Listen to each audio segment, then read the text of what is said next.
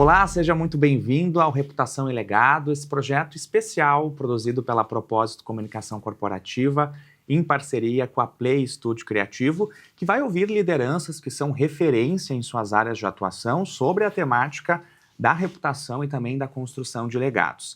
E hoje a gente conversa com o presidente e CEO da Attus Educação, Eduardo Capelari. Eduardo, primeiramente, seja muito bem-vindo ao Reputação e Legado e obrigado por aceitar o convite. Tá legal, obrigado pelo convite, vamos conversar.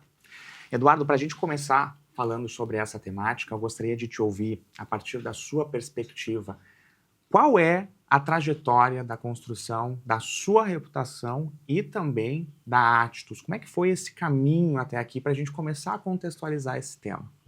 Não, eu vejo construção de reputação, né, ou da minha trajetória da seguinte forma, né?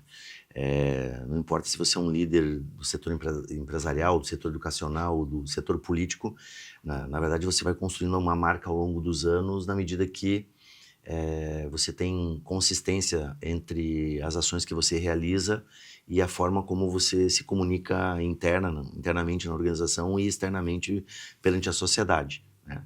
Isso pode acontecer de uma forma intuitiva, não ordenada, não planejada, que foi o meu caso, né? Eu comecei, fui um dos fundadores da IMED, que depois virou agora a Attus, né, nossa instituição. Nunca planejei lá atrás como é que seria esse processo de construção da reputação. Você está construindo uma organização, está construindo resultados, contratando gente, montando equipe. Ao longo do tempo, né, você tem vitórias e obstáculos durante essa caminhada, mas ao longo de uma trajetória você vai consolidando uma marca. Então, no meu entendimento, aquilo que eu construí hoje como reputação, né, da forma como eu sou percebido, é o resultado e consequência das ações ao longo desses anos todos. É mais o tema da forma como eu me comuniquei em cada momento, seja um momento de crise ou seja um momento de vitória ou de uma vitória alcançada pela Attus. É muito legal porque dentro dessa tua primeira resposta tem vários ganchos que eu gostaria de abordar com você, Eduardo. Primeiramente, você sempre foi uma liderança, desde muito jovem você sempre foi um líder, né? Você sempre esteve envolvido em espaços de liderança que lidava com pessoas, né? E que precisaria encaminhar essas pessoas, liderar essas pessoas em prol de algum objetivo, de alguma atividade.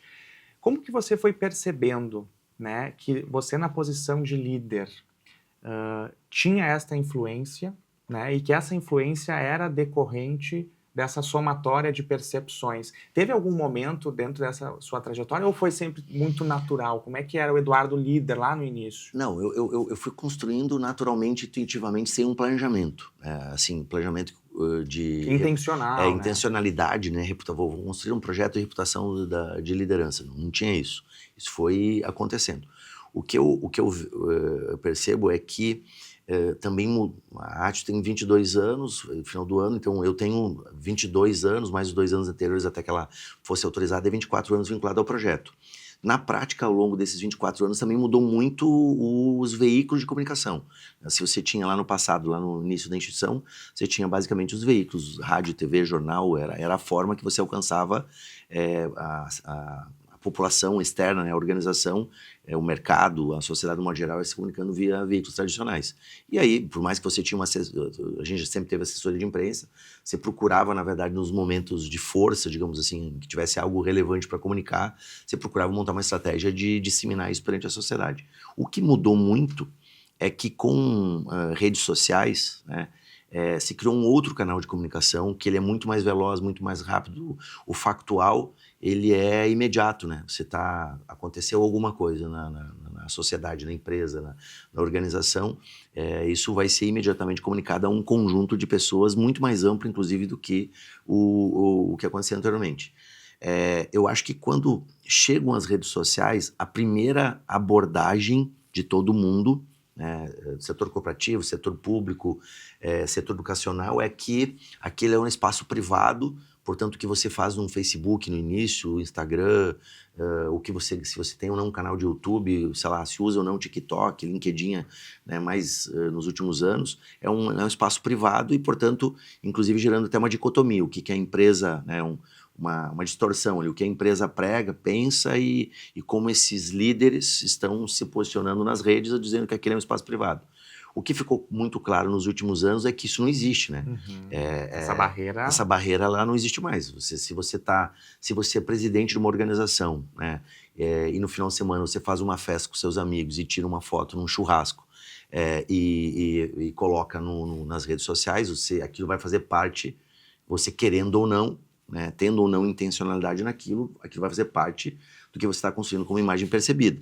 Então, esse processo, no último período, nos últimos anos, dentro da Attitus, eu particularmente, mas meus colegas, nós acordamos para isso. Espera aí, tem um contexto que vai demandar algum tipo de cuidado, né? Num primeiro momento, as empresas começaram todas a ter certas regras de cuidado, de boas práticas em relação ao uso de rede, o que fazer, o que não fazer, mas ainda não usavam isso como plataforma de expansão, de visibilidade, inclusive, da marca pessoal e da marca da organização em que a liderança está conduzindo. O que eu vejo, especialmente nos últimos 3 anos, assim, 3, 4 anos, é que existe um movimento deliberado, né, de planejar em redes, em todos os veículos, em todos os canais, posição de marca das organizações e também dos líderes principais, dos principais porta-vozes. Eles não existe uma marca forte em que o presidente, os vice-presidentes, os diretores, sei lá, os 2, 3, 4 principais porta-vozes estejam totalmente ausentes de redes sociais. Eu diria, e claro que depende de setor a setor, né? Você pode ter lá um setor industrial muito, que não atende o varejo, que não tem o B2C, você pode se dar o luxo de manter lá teu link, né, tua rede só no LinkedIn, se comunica corporativamente. Mas por lideranças do varejo, né, que vendem para o cliente final, os que mais vendem hoje no Brasil e no mundo, as empresas que mais vendem são aquelas empresas em que os seus líderes principais ou o seu líder principal, ele tem uma intencionalidade, um projeto muito bem definido de atuar como porta-voz da marca nas redes sociais de massa, né? Você fala Instagram, TikTok. Você quer chegar. Então, respondendo, por muitos anos isso não foi planejado, deliberado. Mais recentemente a gente vem fazendo um esforço, ainda não chegamos no nosso, né, no melhor desenho de como fazer isso, mas a gente vem fazendo um esforço para construir uma estratégia em que eu, como principal porta-voz, mais 2 colegas, a gente tenha um nível de comunicação que esteja coerente com aquilo que a Attitus planeja em termos de percepção de público. E aí eu te pergunto, Eduardo, a partir dessas percepções que você teve de forma natural, digamos assim, né, e depois olhando para isso de uma forma estratégica, como que Eduardo Capelari define reputação? Reputação, na realidade, assim, eu não sou especialista nisso, mas em última análise, é a credibilidade que você vai construir ao longo de uma vida, como eu disse no início, assim, em que você seja percebido com uma pessoa, uma liderança que tem coerência entre o que faz e fala, e que tem consistência naquilo que está falando em relação àquilo que é realizado. Então, se você é um grande empresário, tem um conjunto de realizações e ao mesmo tempo se comunica em relação à sociedade, em relação àquilo que você vai fazendo, você vai construindo ao longo do tempo uma boa reputação, né? Porque você pode ter uma má reputação também. Com certeza, ela pode ser boa e pode ser ruim. Tem gente que tem má reputação, né? Se você quer construir uma boa reputação, tem que ter uma coerência, inclusive no tom de voz, na quantidade de vezes que você se manifesta, né, publicamente, nos mais diversos canais, em relação àquilo que realizou. O que eu vejo hoje como problemas, né? Às vezes você tem gente muito jovem, de empresas que não tem uma relevância, mas que fazem uma comunicação over, assim, exagerada, né? Muito além daquilo que a empresa, de fato, tem condições de entregar. Isso não é percebido como crível, né? Não há credibilidade nisso. Não há lastro. Não há lastro, né? Não tem uma história ali para sustentar aquilo que a pessoa está falando.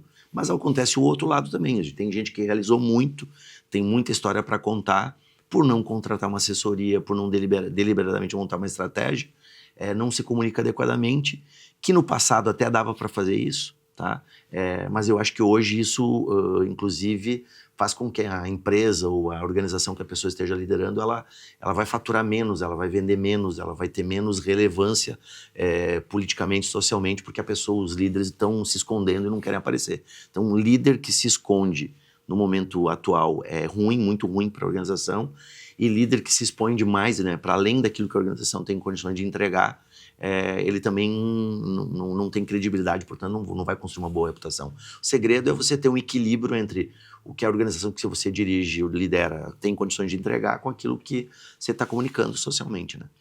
Eduardo, perfeita essa sua definição, e eu gostaria de te ouvir no seguinte sentido: você, enquanto liderança que circula por muitos espaços, que conversa com outros empresários, outros presidentes e CEOs, na sua avaliação, né, pegando esse recorte aqui da nossa região, região norte, por exemplo, né, hoje a gente está numa região que cresceu muito, economicamente ativa, que para o estado do Rio Grande do Sul, ela muitas vezes já ocupa segundos lugares, tanto em geração de emprego, em PIB, né, a gente vê vários investimentos, a própria Actus é responsável, inclusive, por esse bom momento que a gente avalia. E no ponto de vista da reputação, como é que você avalia em que lugar a reputação está na agenda das outras lideranças? Como é que você entende a maturidade do tema reputacional nas agendas das lideranças atualmente? Do modo geral, nós temos um problema que não é localizado aqui vamos lá, no Não é norte. exclusivo nosso. Não é exclusivo do norte do Rio Grande do Sul, não é exclusivo do Rio Grande do Sul. Eu acho que tem peculiaridades em relação ao estado, mas eu diria que tem um problema de outra natureza, que é um conjunto de lideranças que estão numa fase mais avançada da vida, digamos assim, 55 anos, 60 anos mais, né? 60 anos mais... Jovens há mais tempo. Jovens há mais tempo, tá? Qual que era o ambiente de trabalho quando essas pessoas entraram no mercado de trabalho, fundaram suas empresas, começaram a crescer e hoje estão com empresas consolidadas, digamos assim. Elas pegaram um ambiente que é predominantemente masculino, né? Não existia há 40 anos atrás. Falava em diversidade de gênero. De gênero, de orientação sexual, de nada, nenhum tipo de diversidade. Um conjunto de temas que hoje são sensíveis para as organizações, questões ambientais, questões de posicionamento nas cadeias produtivas, ninguém dava muita bola para isso, e o ambiente ele era um ambiente muito mais fechado, né? Então, eu acho que um dos problemas que você tem hoje é que parte das convicções, digamos, desta geração, o que trouxe elas até aqui, do ponto de vista de narrativa, de visão de mundo, até de discurso, não bate com o mundo que nós vivemos hoje. O mundo hoje é completamente diferente. Então, se uma pessoa vai se comunicar com uma plateia e faz uma piada hoje homofóbica, vai fazer uma piada em relação ao papel da mulher, vai fazer uma fala inadequada sobre questões ambientais, vai questionar um conjunto de premissas que a humanidade já resolveu, né, no campo científico, e tem uma empresa de 1 bilhão, 2 bilhões, 3 bilhões, essa pessoa está colocando em risco a própria organização. Então, o que eu percebo, o que a turma faz, né? O que os empresários, do modo geral, fazem, líderes, do modo geral, fazem? Eles recuam e não se colocam publicamente, eles procuram evitar a exposição, certo? Eu acho que encontraram esse mundo diferente do que eles entraram. Porque vão ter que ajustar seu discurso, vão ter que ajustar sua visão de mundo, vão ter que ajustar a forma de comportamento, né, entendeu? Vão ter que ajustar um conjunto de coisas, porque se você passa a se expor, né, com mais frequência, a postar questões nas redes sociais, a dar entrevistas e fazer isso de uma forma deliberada, você vai ter que ajustar seu discurso, entendeu? Então, uma parte, na minha opinião, das empresas não faz isso porque as lideranças não estão preparadas para revisarem o seu modelo mental. Entendeu? Então, portanto, na dúvida, recua e não aparece, tá? Uma outra questão tem a ver com não ter compreendido ainda o poder da comunicação em relação aos seus próprios negócios, os próprios ativos, a sua própria liderança no setor educacional, no setor da política, né? Vamos lá, não precisamos pegar uma área só. Quem é que hoje faz voto, né? Quem é que ganha eleições? Quem se comunica bem nas redes sociais. Quem ganha eleição é uma narrativa, né? Tem uma narrativa, e se você não tem perfil em rede social, você está morto, você não vai se eleger, entendeu?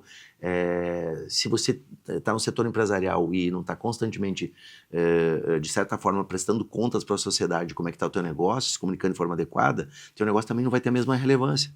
No setor educacional, universidade, não vai ser diferente, entendeu? Então, tem gente que ainda não compreendeu isso, tá? E aí para mim, tem um elemento que tem um pouco a ver com o Rio Grande do Sul, que eu acho que nós trabalhamos muito mais do que nós comunicamos, entendeu? Assim, tem uma certa até um certo preconceito, assim, no senso comum, inclusive empresarial, que não se deve ter tanta exposição, fica mais quieto, trabalha mais, e é um erro, porque, na verdade, desde que isso tenha equilíbrio, né, o crescimento, aumento de faturamento de uma organização depende de você ter lideranças, porta-vozes que apareçam e comuniquem a estratégia, senão não funciona. Isso é uma necessidade para dentro da organização e é para fora da organização, entendeu? Então, dito isso, considerando esses 3 fatores, considerando a quantidade de empresas de médio e grande porte que nós temos na região norte, o poder de fogo de algumas cidades que cresceram muito, né, Passo Fundo, outras cidades da região, Erechim, tantas outras aqui, considerando a relevância hoje dessa região do ponto de vista de PIB, tá, nós somos ainda muito tímidos em relação aos espaços que a gente pode utilizar, entendeu? Não existe uma intencionalidade da maior parte das lideranças de fazer isso de forma deliberada, né? Ontem, participando do South Summit, né? Quantas empresas da região norte já se colocaram num evento que é uma plataforma hoje do Rio Grande do Sul para o mundo global, né? Quantas estiveram lá, participaram de mesas, construíram eventos após o South Summit para receber convidados, quem distribuiu o conteúdo, quem se posicionou, entendeu? Então, tem uma oportunidade gigante ali de visibilidade, precisa ter uma estratégia para isso, mas pouquíssimas empresas fizeram isso. E poucos gestores públicos fizeram isso também de forma deliberada. Então, perder esses momentos, nós estamos perdendo oportunidades, né? Respondendo a tua pergunta, a gente faz menos do que deveria. Agora, para mim, a questão fundamental é como a turma também vai mudar a cabeça para compreender que é um outro mundo e esse outro mundo também precisa ter o tom de voz, né? As pautas precisam estar adequadas ao tempo que vivemos, não a dos anos 70, né? Pegando esse gancho, Eduardo, dessa mudança, digamos assim, geracional de comportamento, até no ponto de vista de comunicação, recentemente eu li uma pesquisa de uma consultoria americana, ela analisa o valor das empresas da Bolsa de Valores sobre o aspecto de ativos intangíveis das organizações e o que isso representa no valor de mercado delas, né? Pegando o ponto de vista da reputação, na década de 70, por exemplo, que é onde vem muito desses empresários e desse mercado que você citou na sua fala, a reputação e outros ativos intangíveis, por exemplo, representavam cerca de 20% do valor de mercado. Uhum. No último estudo que foi feito agora em 2023 para 2024, a consultoria entendeu que 90% de valor de mercado está atrelado à reputação, ou seja, à construção de confiança. Então, hoje, financeiramente, a construção de reputação, ela representa praticamente a totalidade do valor de mercado de uma empresa, justamente por essa volatilidade da oscilação tanto positiva quanto negativa. Aí eu te pergunto, tu falou uma frase que foi bem interessante, que trabalhar muito e mostrar pouco. Sobre esse comportamento, muitas vezes, que também reflete um pouco da nossa sociedade, da instantaneidade, do fato de ter que estar acontecendo, a gente sabe que reputação é a longo prazo. É soma, é repertório. Você entende que muitas vezes até as empresas estão olhando muito na conversão, na venda de agora e deixando um pouco de lado esse trabalho para permanecer ao longo do tempo, porque precisa existir as duas coisas. Óbvio, a gente precisa vender, faturar, converter no agora, mas o que estamos fazendo para permanecer lá para frente? Porque são trabalhos diferentes. Como é que tu analisa essa questão? Não, eu acho que essa é a crise assim, é a crise que todas as organizações vivem, né? Obviamente que aquelas que têm isso definido, têm a estratégia definida, tá muito mais maduro, é mais tranquilo de compreender. Mas no conjunto as empresas vivem essa crise, né? Todos nós compramos marcas em que a cadeia produtiva hoje não está mais nem no país mãe da marca, né? Se você vai comprar roupa, você vai comprar vestuário, calçados e um conjunto de equipamentos de marca, hoje eles são produzidos numa região do mundo, mas as marcas onde se trabalha a reputação, onde trabalha design, onde trabalha as estratégias de marketing, estão normalmente no país de origem, né? Portanto, o que eu quero dizer aqui que a marca, como você está dizendo, que representa 90% da empresa, ela é independente de onde está a cadeia produtiva, de onde você está produzindo o objeto que as pessoas depois vão ter desejo de comprar, entendeu? Então, para ver a importância disso, né? Você pega um tênis A, B ou C, tira a marca e o que sobrou da marca, né? Ele é produzido no Sudeste Asiático, em algum lugar, o tênis é baratíssimo, ele só ganha o valor que ele ganha por conta de ter uma construção de marca e reputação e que não tem a ver com a disputa de preço de curto prazo, entendeu? Então, onde que está a crise das organizações? Como é que você pega uma instituição média que ainda não tem uma trajetória definida em relação a isso, que precisa bater meta de geração de caixa ali mês a mês, trimestre a trimestre, tá? E ela vai ter a condição, né, a capacidade estratégica de perceber que o que vai dar, perpetuar essa marca no longo prazo e vai gerar mais valor, vai gerar mais margem, vai gerar mais caixa, não é colocar 100% do seu recurso no promocional, né? Vai ter que botar uma parte importante do recurso em um conjunto de ações que vão gerar marca, mas não vai converter no curto prazo. Uma coisa ou outra vai dar errado, né? Se você só faz promocional, venda, você nunca vai ter uma marca. Se você joga tudo em marca, você, nos primeiros 6 meses não bateu as metas, você já vai ter um problema de caixa, morreu a estratégia. Não vai ter como seguir Não vai ter. Então, tu né? tem o curto prazo, tem o longo prazo. O segredo na minha opinião, distribuir adequadamente o teu recurso. Tá? Na Atitude, por exemplo, a gente vem calibrando isso no último período, que é quanto dos recursos do marketing estarão orientados para a construção de marca e quanto desse recurso está para a próxima campanha de vestibular, entendeu? A gente tem hoje 60% do orçamento, ele está vinculado à questão de marca e 40% está vinculado às próximas campanhas de vestibular e pós-graduação para captação de alunos. É o número que nós achamos. Isso depende de indústria para indústria, o quanto isso vai funcionar, de mercado para mercado.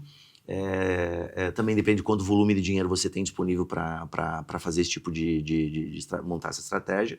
Mas o que a gente está percebendo? Uma linguagem que o mercado vai entender, né? O custo de captação de cliente, ele vai caindo, esses 40% que é o tema da captação ali de cliente, ele vai acabar caindo o custo de captação por cliente se você tem uma estratégia consistente de marca. À medida que a marca vai se posicionando, você, por conta disso, vai diminuir teu custo. O exemplo para nós, claro, da Atitude, assim, para um exemplo bem concreto, um ponto, é o reconhecimento da marca Atitude em Passo Fundo e região norte. Nós nascemos aqui como IMED, mudamos a marca, mas sempre tivemos aqui. E o reconhecimento da marca em Porto Alegre, que já tem uma década lá, mas é uma história muito menos recente, com menos cursos, né, com menos participação na comunidade. Aqui no norte nós temos uma participação intensa, em Porto Alegre ela é menos intensa. Então, o que a gente está vendo? Nossa captação de aluno, ela é diferente de uma região para outra. Ontem, inclusive, né, nossa reunião estratégica da Ágil como é que a gente faz para alinhar uma construção de marca mais percebida em estadual, né, para que a gente tenha no médio e longo prazo uma condição de ter captação de alunos de todo o estado, e para isso precisa ter uma estratégia clara o que nós vamos fazer com esses 60%.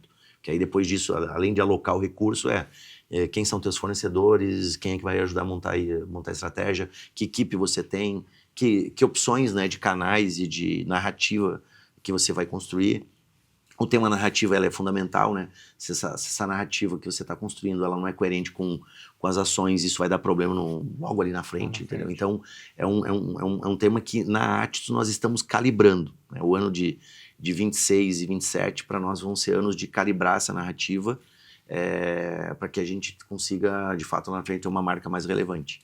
E a Atitude é um case no ponto de vista de reputação. Eu gostaria até de te ouvir em relação a isso, porque por muito tempo ela nasce como IMED, né? Por uma decisão estratégica de negócio, se entendeu a mudança da marca e houve toda a reputação construída enquanto IMED, né? Que é formada por diversos públicos. Houve a transferência para a nova marca, que nasce a partir também de um outro entendimento de ecossistema, de empresa. Como é que tu também avaliou esse processo, onde a reputação também consolidou, digamos assim, a mudança da marca, observando que o negócio precisou mudar, então a marca também precisou acompanhar isso, mas que já existia o que a gente chama, né, de colchão reputacional, que tornou esse processo, de repente, até mais tranquilo e seguro para a tomada de decisão. A questão toda, no fundo, ela é o seguinte, né? Isso vale para a marca e vale para os porta-vozes da marca, né? Qual o território dessa marca, né? Uma instituição de ensino como a Atitude, né? Qual território ela quer ter autoridade? ela vai ser uma instituição de massa de 100 mil alunos, ela tem uma visão mais empresarial, ela vai ser uma instituição mais de pesquisa, ela vai ser uma instituição que é um grande laboratório de empreendedorismo e inovação para os seus alunos em conexão com o mercado, com a sociedade. Eu estou dando opções aqui diferentes, né? 3, por exemplo, e elas são territórios diferentes. Se você não tem claro exatamente em qual desses territórios você vai querer ter autoridade, você comunica de forma como uma metralhadora atirando para todo lado. Fala para todo mundo, não fala com ninguém. Não fala com ninguém, entendeu? Então, de forma assim bem transparente, nós estamos numa fase que nós saímos de MED, em que nós procuramos construir um território em termos de inovação e empreendedorismo, né, de qualidade acadêmica. Mudamos para Atito porque a gente tinha uma provocação de que já estávamos todos vivendo uma crise no ensino superior, que ela vai se aprofundar ao longo dos próximos anos, que é um questionamento da legitimidade das instituições de ensino como lugar exclusivo de produção de conhecimento, um decréscimo da legitimidade do diploma. O diploma por si só, ele não vai abrir portas, ele precisa ter um conjunto de competências vinculadas a ele. Um conjunto de questões que estão na pauta aí das organizações universitárias. E a gente, qual é a melhor resposta? Nós temos que fazer uma metamorfose, né? Essa marca, ela precisa ser uma marca com mais força do que a que nós tínhamos, porque quando nós construímos em média, a gente não chegou a fazer uma pesquisa, foi mais intuitivo. Aquilo que tu comentou conosco, né? Então, vamos fazer um movimento mais orquestrado, organizado para trazer essa nova marca. Ela precisa beber desse tema do território da inovação e do empreendedorismo, mas ela tem que ser mais audaciosa num conjunto de questões e se posicionando, inclusive, mais nacionalmente. Esse foi o objetivo. O que a gente está fazendo agora? A gente está agora numa fase de calibrar, né? Será que nós somos percebidos como uma instituição inovadora e empreendedora? Que ações nós fizemos no último período que consolidam essa percepção da marca? Os líderes estão se comunicando adequadamente para demonstrar, através de fatos, né, através do cotidiano, que estão liderando essa organização? Eu como porta-voz, estou conseguindo dar clareza para isso ou não? Entendeu? Então, é um momento mais de apertar botões para que essa estratégia fique cada vez mais clara e que a gente consiga ter nesse território, que não é um nicho, né? Nós estamos falando de nichos, tá? Que nesse território a gente possa ter relevância. Num mercado que as instituições todas estão tateando, né?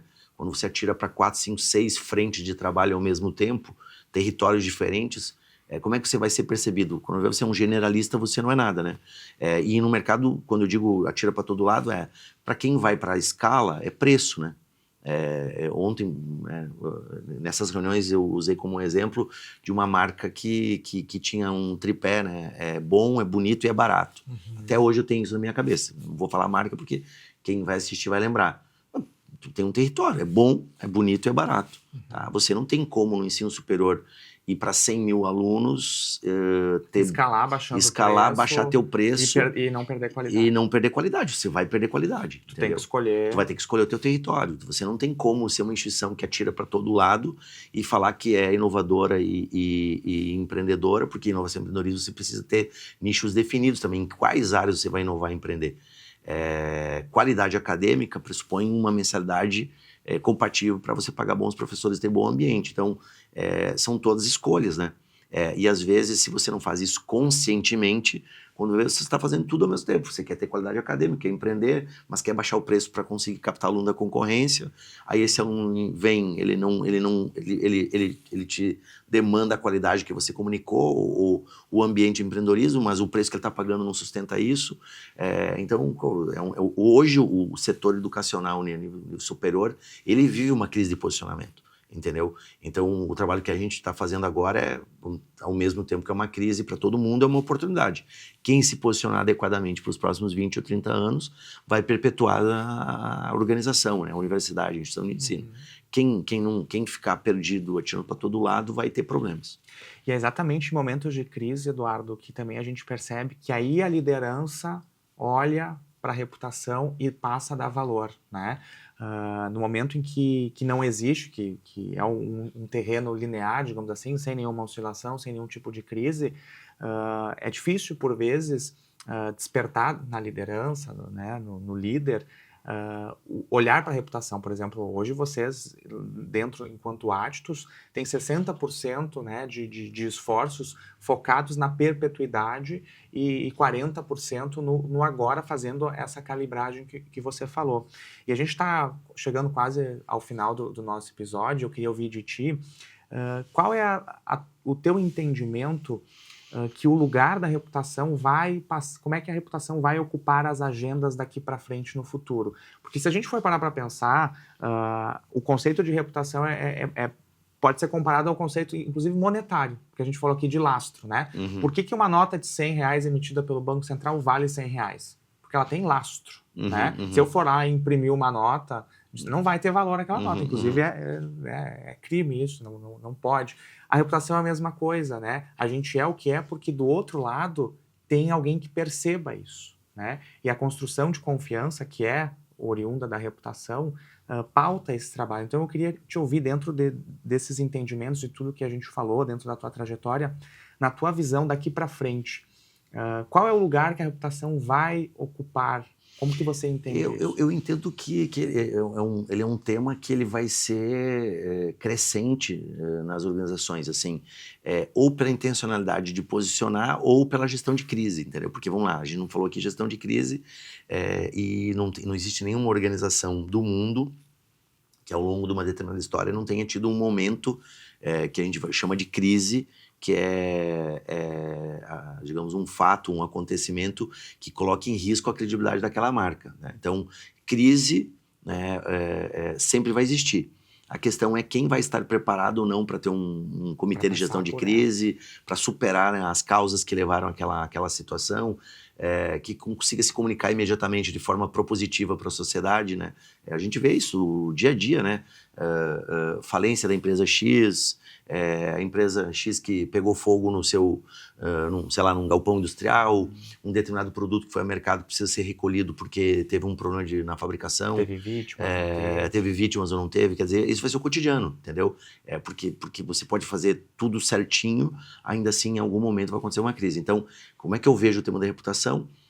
Ou compelidos por momentos de crise que vai fazer com que os líderes tenham que repensar a sua estratégia de comunicação, né? Porque se pegos de surpresa, você amanhece segunda-feira de manhã com uma crise, você não está preparado para isso, não tem uma assessoria de comunicação adequada, não tem um comitê para resolver, não tem nem a definição de quem é que vai dar entrevista numa circunstância dessa natureza. Não construiu nenhum relacionamento. Não construiu um relacionamento com a imprensa, nunca falou com jornalistas na vida, tá? E aí o que você faz numa situação dessa? Deles, né? Bom, dali para frente, ou você acorda e se organiza, então, ou compelido por uma crise ou de forma intencional, aqueles que já perceberam que isso ajuda a construir marca e valor e, portanto, gera receita. Eu acho que é um tema que vai estar permanente na agenda. É um tema que diria assim, todas as empresas sérias hoje têm programas de formação dos seus porta-vozes, dos seus líderes principais, inclusive para dar coerência para isso tudo. E quando você pensa no seu legado, Eduardo, para a gente encerrar, como você gostaria de ser lembrado daqui para frente? Essa é uma pergunta mais pessoal, assim, é mais difícil, né? Cara, eu gostaria de ser lembrado como alguém que trabalhou por muitos anos, por toda uma vida, para ter uma instituição de ensino de qualidade que ela de fato fosse relevante no território onde ela está atuando, ajudando a transformar a cabeça das pessoas, da mentalidade, o modelo mental da sociedade, formando gente talentosa para ajudar a transformar o mundo. Eu gostaria de fazer isso. Ontem eu usei o exemplo de também numa reunião que eu participei, de um profissional que ajudou a montar uma instituição muito relevante do Rio Grande do Sul, depois de ter trabalhado muitos e muitos anos, né, na formação da instituição. Ele caminhava no pátio, ele não era mais o reitor da universidade. Os jovens que chegaram depois, professores, não sabiam quem ele era, né? Mas ele era aquela pessoa que tinha pavimentado, né, os primeiros anos da instituição, colocado ela de pé. Então eu gostaria de ser lembrado dessa forma.